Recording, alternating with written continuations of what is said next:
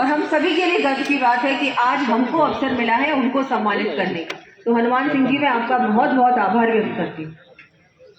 हमारे हमीर सिंह जी एमएलए साहब और हमारे बिहार से पधारे श्री चेतन आनंद जी जो वहाँ से एमएलए साहब हैं, उनका भी मैं बहुत बहुत स्वागत करती हूँ। हमारे मानवेंद्र सिंह जी जसोल साहब पूर्व सांसद, हमारे शंभू सिंह जी खेतासर जी, श्री जालिम सिंह जी, श्री करण सिंह जी, श्री हमारे महंत सत्यम गिरी जी महाराज, श्री शक्ति सिंह जी राठौर साहब, श्री वीरेंद्र सिंह जी जेतावत जी, श्री जसवंत सिंह जी प्रधान जी, श्री रतन सिंह जी, और मुझे आमंत्रित करने के लिए आप सभी का मैं बहुत बहुत आभार व्यक्त करती हूँ।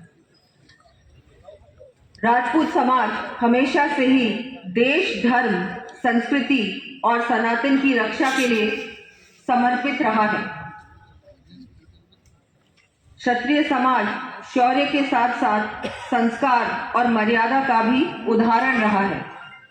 ये गर्व की बात है कि मारवाड़ राजपूत सभा सामाजिक कल्याण और सामुदायिक जुड़ाव को बढ़ावा देने के लिए विभिन्न सेवा कार्यों में हमेशा सक्रिय रहा है।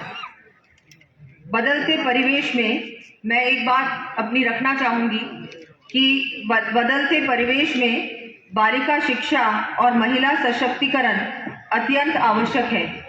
समाज में इस दिशा में बदलाव आया है, परंतु अभी और प्रयास करने की आवश्यकता है।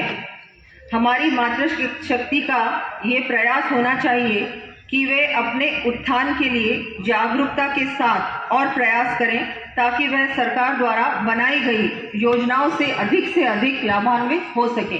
और मुझे लगता है हम सभी की जिम्मेदारी है कि हम हमारी बेटियों को आगे बढ़ाएं, उनको एक समान अवसर दें। बेटों को तो हम हमेशा ही अवसर देते हैं, उनकी पढ़ाई की बात हो, उच्च शिक्षा की बात हो या आगे उनको बढ़ाने की, उनकी चाहे हम सोचते हैं भविष्य के बारे में बहुत कुछ प्लानिंग करते हैं, आगे के लिए हम लोग सोचते हैं, बहुत पैसा भी खर्चते हैं उस पर, लेकिन हमारी जब बेटियों की बात आती है तो कई बार हम ये सोच लेते हैं कि बेटी तो पराया धन, कोई ज़्यादा उसको आगे बढ़ाने की आवश्यकता नहीं है।